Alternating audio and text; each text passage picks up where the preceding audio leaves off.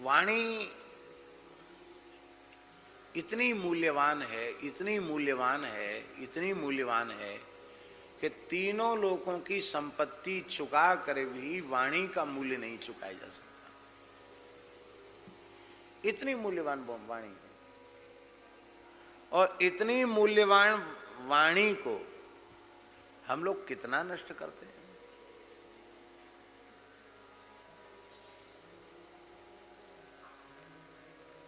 वाणी की यथार्थ में वाणी की पूरी महिमा समझ में आ जाए तो व्यक्ति मौन हो जाएगा। बोले क्या बोले, मौन हो जाएगा।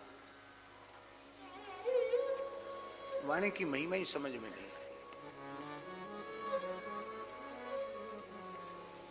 हमको कभी कभी अवसर मिलता है, नवरात्रि का अवसर है और कहीं कथा भी कहनी है, और नवरात्रि है तो कुछ अपना साधन भी करना है, तो फिर क्या उपाय है? बोले उपाय यही है कि 3 घंटे कथा में बोलेंगे, उसके बाद न किसी से मिलेंगे न बोलेंगे। तो इतने नियम से न किसी से बोलेंगे न किसी से मिलेंगे, इतने नियम से इतनी फुर्सत मिल जाती है, इतनी फुर्सत मिल जाती है कि सारा जप पाठ डेवड़ा दुगना हो जाता है, विश्राम को भी समय मिल जाता है, समय से फलाहार भी कर लें, समय से सो भी जाएं, और केवल बोलने की बात, मिलने की बात, उसी में सब समय नष्ट हो जाता है। साधक को अल्प भाषण करना चाहिए। मौनम सर्वार्थ साधनम, मौन संपूर्ण अर्थ का साधन करने वाला है।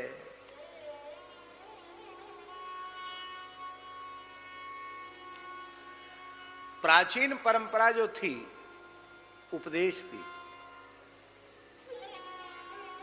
वो सूत्रात्मक ही थी।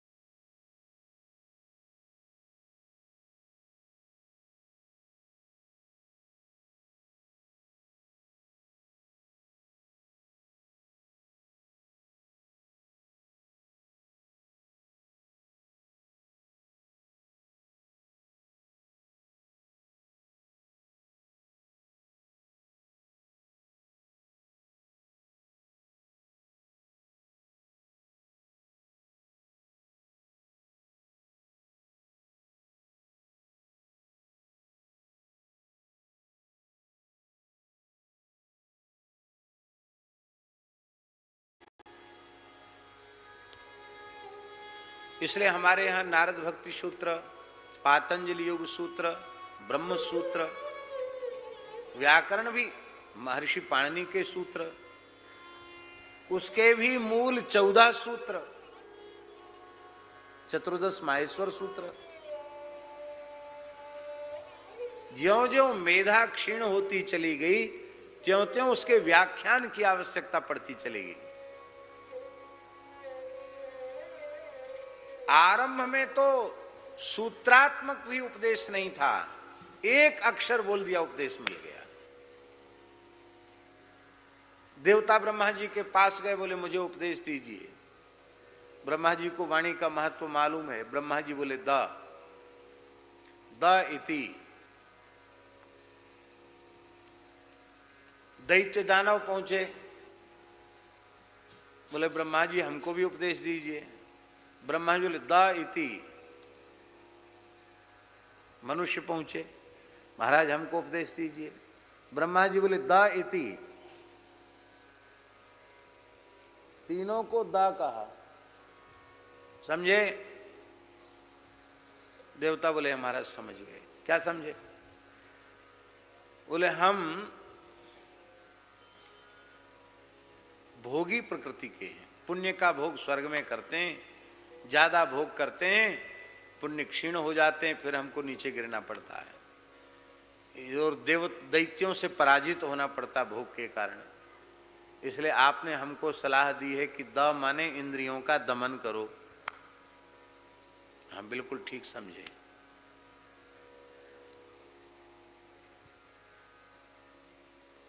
दैत्यों से पूछा तुमने क्या समझा? दैत्य बोले महाराज हमारे कोई अलग से सिंह पूंछ थोड़े ही आपने बना दिए हैं, हम लोगों में निर्दयता है, किसी प्राणी पर हम दया नहीं करते हैं, इसलिए हमको दानव कहते हैं, दैत्य कहते हैं, राक्षस कहते हैं। यदि हम दया भाव धारण कर लें तो हम भी पूज्य हो जाएंगे। अब बिल्कुल ठीक समझा, तुम्हारा कल्याण सब प्राणियों पर दया करने में है, फिर तुम असुर नहीं रह जाओगे, फिर तुम दैत्य नहीं रह जाओगे। सर एक आम आदमी एआई और चैट जीपीटी से क्यों भागे जा रहा है, क्यों उसको आसान शब्द में कोई सिखा नहीं पा रहा है? देखिए एआई और चैट जीपीटी से लोगों के दिमाग में ना एक डर पैदा। मनुष्यों से पूछा तुमने क्या समझा? मनुष्यों ने कहा महाराज हमने यही समझा कि मनुष्य यह जानता है कि सब कुछ नष्ट हो जाने वाला है, फूड़ी कौड़ी भी साथ जाने वाली नहीं है, लंगोटी भी तो साथ लेके नहीं जा सकते। फिर भी मनुष्य दिनों रात भोगों के संग्रह में, संपत्ति के संग्रह में लगा हुआ है। लोभ पूर्वक छल कपट दंभ का आश्रय लेकर के धन येन केन प्रकारेण धन का संग्रह हो, इसी में लगा हुआ है। तो आपने हमसे कहा कि भोग मत करो, दान करो। द माने दान, माने तुम्हारे व्यवहार से परिवार, तुम्हारे अपने और अपने परिवार के, कुटुंब के व्यवहार से जो भी कोई वस्तु पदार्थ अधिक है, उस वस्तु पदार्थ को जो अभावग्रस्त प्राणी हैं, जिन्हें उसकी आवश्यकता है और उपलब्ध नहीं हो रहा है, उनको आप दो। इसी का नाम दान है। दान दो प्रकार का होता है, एक तो शास्त्रीय नित्य नैमित्तिक दान, उसमें तो शास्त्रीय व्यवस्था है, ब्राह्मण को दान देना चाहिए, संकल्पित दान। दूसरा दान, दान दरिद्र को दीजिए मिटे दरिद्र की पीर। संत वाणी में कहा गया जो भूखा प्राणी है, प्यासा प्राणी है, वही दान का पात्र है। वस्त्रहीन व्यक्ति किसी जाति का हो, ठिठुर रहा है ठंड से, वो वस्त्र का पात्र है। रोगी का कोई संप्रदाय होता है? रोगी की कोई जाति होती है क्या? कोई भी रुग्ण मनुष्य औषधि का, चिकित्सा का अधिकारी है। आपके पास है तो आप उसकी चिकित्सा कराइए। शिक्षा, चिकित्सा, अन्न, वस्त्र, इसका अधिकार सबको है कि नहीं? आपके अपने भोगने से ज्यादा है और दूसरों के पास बिल्कुल भी नहीं है, आप उनको दीजिए। इसी का नाम दान। मनुष्य का कल्याण इसी में है। प्रगट चार पद धर्म के कलिमहु एक प्रधान, ये न केन विधि दीने दान करे कल्याण।